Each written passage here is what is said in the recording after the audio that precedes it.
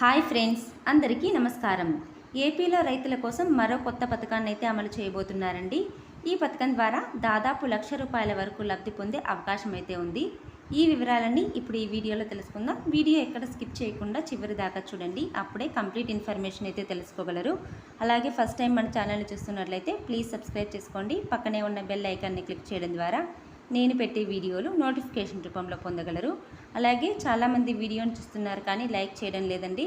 మీరు ఒక లైక్ ఇవ్వడం వల్ల ఈ వీడియో మరికొంతమందికి రీచ్ అవుతుంది. అలాగే నాకు కూడా సపోర్టివ్గా ఉంటుంది. ఇక వివరాల్లోకి వెళ్తే, ఏపీలో చంద్రబాబు కూటమి ప్రభుత్వం ఏర్పాటైన తర్వాత రకరకాల పథకాలను తీసుకువస్తుంది. ఏపీ ప్రజలకు న్యాయం చేసేలా ముందుకు అడుగులు వేస్తుంది కూటమి ప్రభుత్వం. ప్రస్తుతం ఏపీ బడ్జెట్ సమావేశాలు కూడా జరుగుతున్నాయి.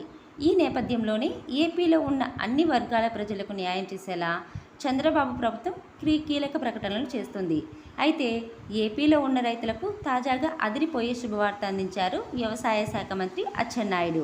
పాల దిగుబడి పెంచడమే ప్రధాన లక్ష్యంగా ముందుకు వెళ్తున్నామని ఆయన ఈ సందర్భంగా తెలిపారు.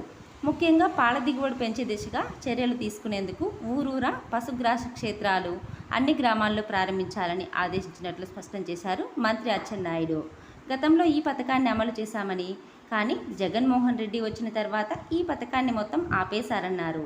ఈ పశుగ్రాసం పెంపకంలో భాగంగా చిన్న అలాగే సన్నకారు రైతులు ఉన్న పొలంలో కనీసం 25 గుంటల నుంచి 3 ఎకరాల వరకు పశుగ్రాసాన్ని పెంచేలా ఆర్థిక సాయం అందిస్తామని కూడా వివరించారు. 2 సంవత్సరాల పాటు 1 ఎకరానికి దాదాపు ₹1,00,000 వరకు సహాయం అందిస్తామని కూడా హామీ ఇచ్చారు. రైతులకు మేలు చేసే దిశగా అడుగులు వేస్తామని తెలిపారు.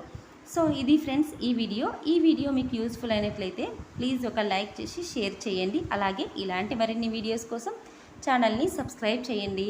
Thanks for watching friends.